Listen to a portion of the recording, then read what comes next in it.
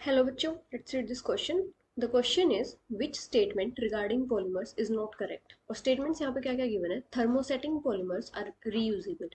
Elastomers have polymer chains held together by weak intermolecular forces. Fibers possess high tensile strength, and thermoplastic polymers are capable of repeatedly softening and hardening on heating and cooling respectively. तो यहाँ पे हमारा key concept क्या होगा? Classification of polymers based on molecular forces. Classification of polymers based on molecular forces.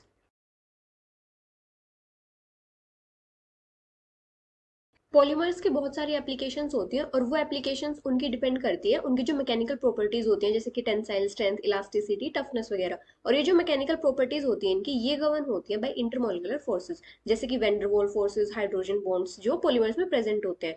और ये forces क्या करती हैं? पॉलीमर्स चेन को बाइंड करके रखती हैं। इन फोर्सेस के बेसिस पे पॉलीमर्स को हम क्लासीफाई करते हैं। एक होता है इलास्टोमर्स। इलास्टोमर्स क्या होते हैं? रबर होते हैं, सॉलिड्स के जैसे, with elastic properties. Rubbers like solids with elastic properties.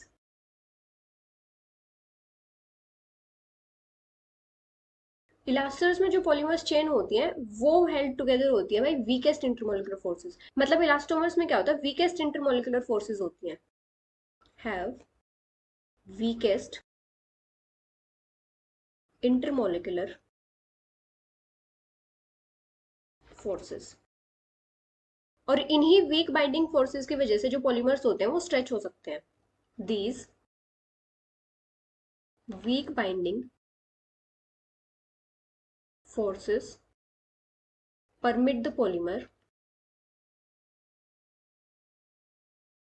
to be stretched.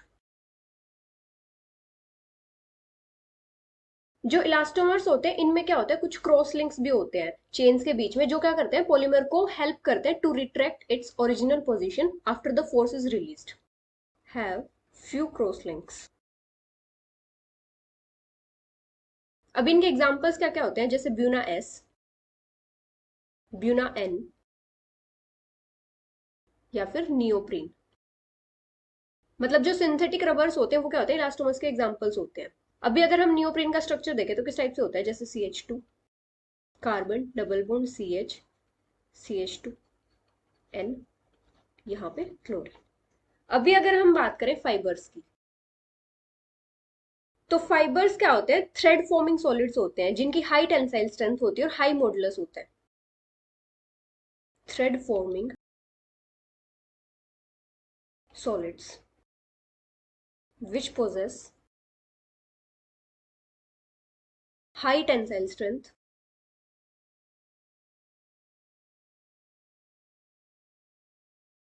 and high modulus.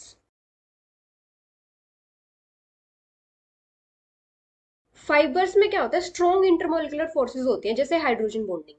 Have strong intermolecular forces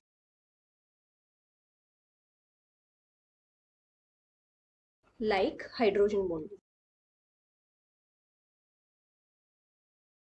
इन्हीं स्ट्रॉन्ग फोर्सेस की वजह से यहाँ पे क्या होता है? चेन्स की क्लोज पैकिंग होती है और ये क्रिस्टलाइन नेचर इंपार्ट करते हैं।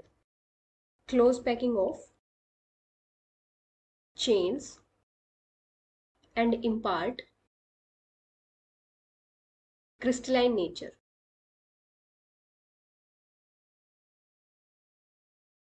अब इनके एग्जांपल्स क्या क्या होते हैं? जैसे नाइलॉन 66 जो पोलियमाइड्स होते हैं, और जैसे पॉलिस्टर, जैसे टेरिलीन। नाइलॉन 66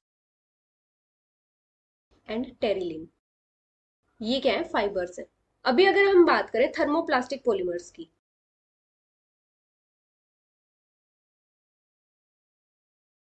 थर्मोप्लास्टिक पॉलीमर्स, तो थर्मोप्लास्टिक पॉलीमर्स क्या होते हैं? ये लीनियर और slightly branched long chain molecules होते हैं, जो क्या करते हैं? जब इनको हीट करते हैं तो रिपीटेडली सॉफ्ट होते हैं, और जब इनको कूल करते हैं तो हार्ड हो जाते हैं। लीनियर और slightly branched. long chain polymers.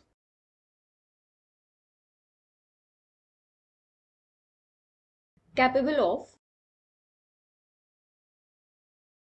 repeatedly softening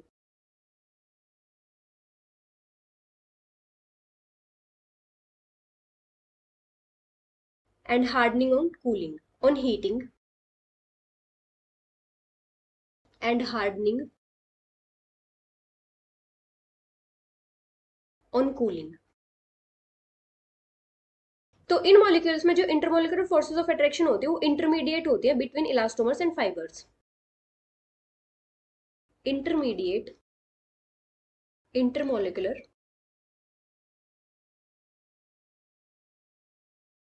forces of attraction.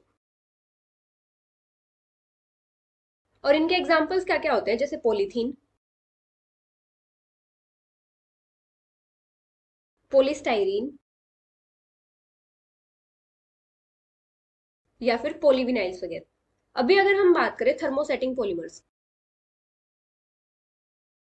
Thermosetting polymers, तो थर्मोसेटिंग पॉलीमर्स क्या होते हैं, इनमें क्रॉस लिंक होती है और हेविली ब्रांच्ड मॉलिक्यूल्स होते हैं. क्रॉस लिंक्ड और heavily branched molecules. और जब इनको हीट करते हैं तो यहाँ पे क्या होता है, they undergo extensive cross linking in moulds and again become infusible. On heating undergo extensive cross linking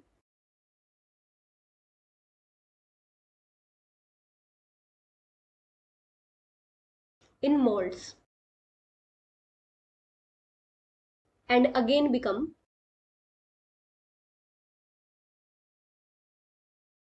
infusible. और इनको हम रीयूज नहीं कर सकते, कैन नॉट बी रीयूज्ड. और इनके एग्जांपल्स क्या क्या हैं, जैसे बैकेलाइट, यूरिया फॉर्मल्डिहाइड रेजिन्स वगैरह. यूरिया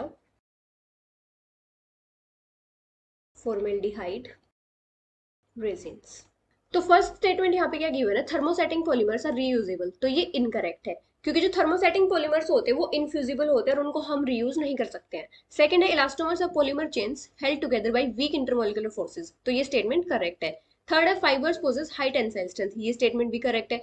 फोर्थ है, thermoplastic polymers are capable of repeatedly softening and hardening on heating and cooling respectively. तो ये स्टेटमेंट भी करेक्ट है. तो यहाँ पे इनकरेक्ट स्टेटमेंट कौन सी है, first. So the final answer is option first. Hope you understood it well. Best of luck.